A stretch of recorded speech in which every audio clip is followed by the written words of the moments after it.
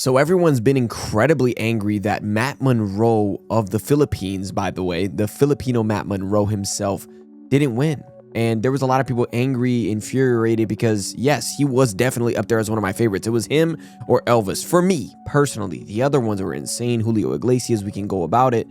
But the reality is that Matt Monro was possibly one of the best and should have won, right? And I could accept that. And a lot of people were angry. Well, this video here is going to explain why and a lot of other things to it. So come join me. Let's see this together, man. One Saturday afternoon on Eat Bulaga, millions of the barkads were glued to their televisions. It was not just an ordinary afternoon show. It was the much-awaited finale of the Clones Grand Finals. Yeah. Classic Male Edition.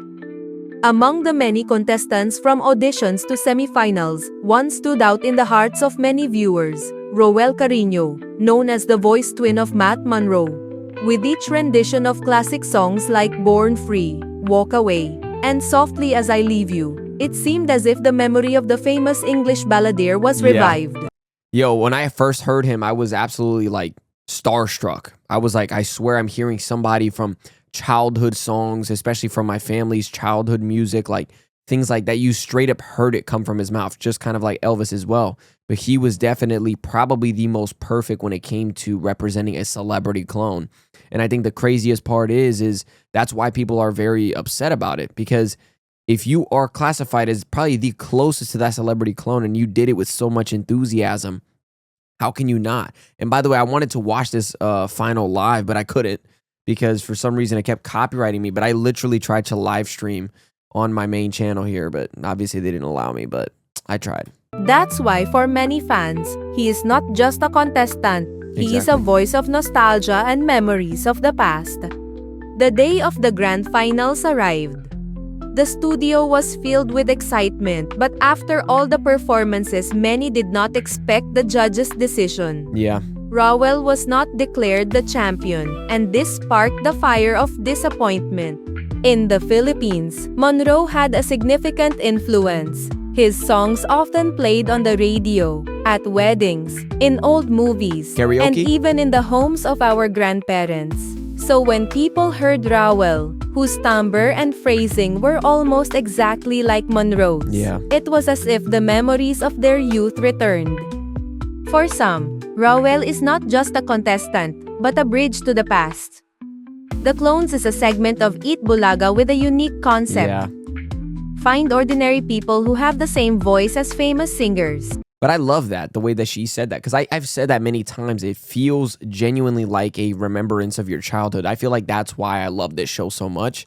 Every other video I've done on this show, I've emphasized over and over, like, the aspect of reminding you of your childhood to a T is the most important part, because when you look at the clones, you know, celebrity clones as a whole, it's not just about copying the singer and just being like, ah, funny. It's about how well can you sound like that singer and quite literally bring memories back to you. Like, am I hearing him live right now? Like that kind of feeling.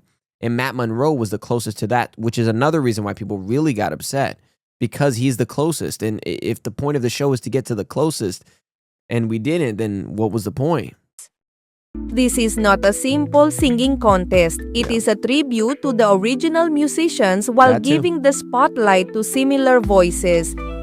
In the classic male edition, various contestants entered imitating the voices of legendary male singers. However, the name Roel Carino gradually emerged as the front runner. In each round, he not only passed but often received applause from the judges and audience due to the striking similarity of his voice to Matt Monro. So everyone expected it. The grand finals arrived. Roel sang one of Matt Monro's most famous songs. Stage presence, not overacting, not lacking. Exactly like Monroe's presence, elegant, simple, and classy. Voice, clean, full, flawless in tone. Wow. Even the high notes were delivered with tenderness and control. He did it perfect. Emotion. He didn't just sing the lyrics, he made the audience feel every line. At that point, many said, "That's it, Roel has won." Even the studio audience stood and applauded enthusiastically after his performance. You know, I love that, because it's like, that's it, he won. right? The whole audience is standing up, clapping. He probably did the most perfect, most renowned song by Matt Monroe and did it to a perfect perfection that you can possibly get. Everyone's standing up, standing ovation, and then he doesn't win. You know what I mean? It's kind of like one of those feelings, that just feels like, wow, something's off, basically. But when the announcement of the result came, a twist occurred. Rowell was not declared the champion. Although the judges praised her for her consistency and voice resemblance to Monroe, they chose another finalist who, according to them, showed a more unique interpretation and a more dynamic performance. And that's when social media suddenly exploded. Someone said, "How did Rowell lose? He's the best clone." Someone posted, "If it's just based on voice, Rowell already won." Now why does it seem like there's favoritism? Others joked, maybe the opponent just smiles better. For his fans, this is not just a loss but a clear lack of justice. After the judges announced the result, it was like a thunderstorm on social media. On Facebook and YouTube, you could see a series of comments and video reactions from the Dabarkads. Yeah, and to be fair, can you really blame them? I mean, I've seen all the performances, so I'm not just coming from nowhere. I've seen all of those that were the finalists. I've seen all of them. And I won't lie. It was either Matt Monroe or Elvis for me. And reason being is not because, the other ones suck, right? We have to get that out of the way because a lot of people who see this video or hear the hate, they assume that the other person is just saying that the other people or the guy who won sucks. No, he's incredible. That's why he made it to the finals. He's amazing. But when you're at the finals, the best has to win. And when you have to choose between incredible and then the best one, he's incredible, but Matt Monroe was the best one. And I can wholeheartedly agree with that. Elvis, phenomenal. The other guy who won from the judge's standpoint on this one, he was incredible. Elvis, phenomenal. Matt Monroe, the best. See what I mean? So we're not taking away from the other people, but the understanding is we're here to choose the best one with the best and closest example of a famous singer. And on top of that, doing Matt Monroe, one of the most difficult, if I may add. In my opinion, I think Matt Monroe and Elvis are up there as the most difficult to kind of copy without sounding like you're making fun of them. So it's difficult in that sense because try to sound like them and other people, if you don't do it well, if you don't do it really good, it's going to sound like you're making fun of the singer. So they did it so well that it didn't even sound like they were making fun of the singer. It just sounded like they completely turned into that singer. So they already are doing something hard, and on top of that, did it so incredible. This is why. Unfair. Rowell is the real winner. If this is really the clones, why didn't the most clone-like win? There you go. What is the point of the concept if the basis is different? Some even released side-by-side comparisons of Rowell's performance and the winners. In these discussions, they clearly show how close Rowell's voice is to Matt Monroe compared to others. Yeah. If it's just a technical discussion, many experts and music critics joined the conversation. Rowell Carino's voice. The timbre is close to Matt Monroe. Yeah. The phrasing and diction are correct, as if you're listening to a record itself. Consistent from start to finish of the competition. Very consistent. Voice of Basil Valdez. There is a mix of originality, more dynamic in stage presence, not an exact clone, but has its own style. And this is where the clash occurs. Rowell's fans say that if this is a clone contest, Rowell should be the winner. Meanwhile, the judges say that resemblance is not enough. There should be artistry. In short, the two perspectives clashed. Pure imitation versus creative interpretation. One of the biggest reasons why support for Rowell exploded is the emotion and nostalgia. Yeah, exactly. For the older fans, Rowell's voice is like a time machine that takes them back to their youth. Many said, "It's like I'm back in the 60s. It's as if Matt Monroe has come back to life. That's awesome, When I close bro. my eyes, it's really Monroe that I hear."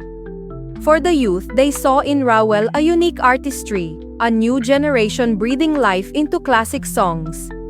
In essence, Rowell became a bridge between two generations. Yes. So it's not surprising that it was painful for the fans when he lost in the grand finals. This is not the first time an incident occurred in the contest of Eat Bulaga. In the past months, fans have trended several times complaining about the judges' decisions. Oh, this is the Freddie Mercury one. Is this the other one? She was incredible. Absolutely incredible. Some say there is always favoritism or someone being helped. Despite this, the contests remain popular because they provide a platform for ordinary Filipinos. Rowell's case became part of this history. It is proof that contests are not just about the song but also about perception, criteria, and sometimes favoritism behind the stage. For Rowell himself, the loss was a heavy blow. But in interviews after the contest, he showed his gentlemanly and humble nature. And despite his loss, he was even more loved by the fans. For them, Rowell is not just a contestant. He is their true champion. For a long-running noontime show like Eat Bulaga, every contest carries risks and rewards. Positive effect: the ratings of the grand finals increased because of the event. More people watched the replay online, especially on YouTube and Facebook. Negative effect: the credibility of the judges was tainted with doubt. Many fans said they would no longer watch Eat Bulaga's contest. Some even accused the results of being scripted, although there is no solid evidence. Yeah, I wouldn't say necessarily it's scripted. I would just think that maybe they looked at it or fell short in the way that they should have been looking at it, right? Like, maybe they got caught up in just, oh, I like the way his voice sounds. When it is not about what you like, it's more so about the concept that should matter. So maybe they started enjoying Basil Valdez, like his voice more. But the reality is it isn't about what the judges per se like. It's about what the judges deem most close to a singer, especially a celebrity singer. And that, for everyone, was Matt Monroe, including me. I won't lie. And Elvis was right there, close second. And I won't lie, he was the closest. I've heard Basil Valdez before. He was incredible. He was very close. But that's the reality is when you really look at it, which one is much more difficult in the sense of cloning and which one is the closest to cloning? I mean, we end up on the same answer when you think about it. However, as always, Eat Bulaga remained on air due to their ability to bring joy. But it cannot be denied that Rowell's case is a mark of a painful event that is hard to erase. Although he did not win in the grand finals, Rowell left a significant mark in the history of the clones. Come back. For the fans, he is considered the people's champion. Come back. Many still continue to watch his performances online. He became an inspiration for young aspiring singers who want to bring classic music to the modern generation. Absolutely. For the culture, the interest of Filipinos in Matt Monroe's music was revived. It showed that even in modern times, there is still room for classic songs in the hearts of Filipinos. For Rowell himself, invitations for gigs, mall shows, and private events increased. He became more recognized as a singer with a mark, not just a clone, but a true singer. How good you been living? Wait, how good you been living? I've been living too good for you. I've been living too. Did what I did and I do it again. Every move that I make, I ain't feeling repent. Nobody believes to believe it's a friend, and you question your moves like you really won't end.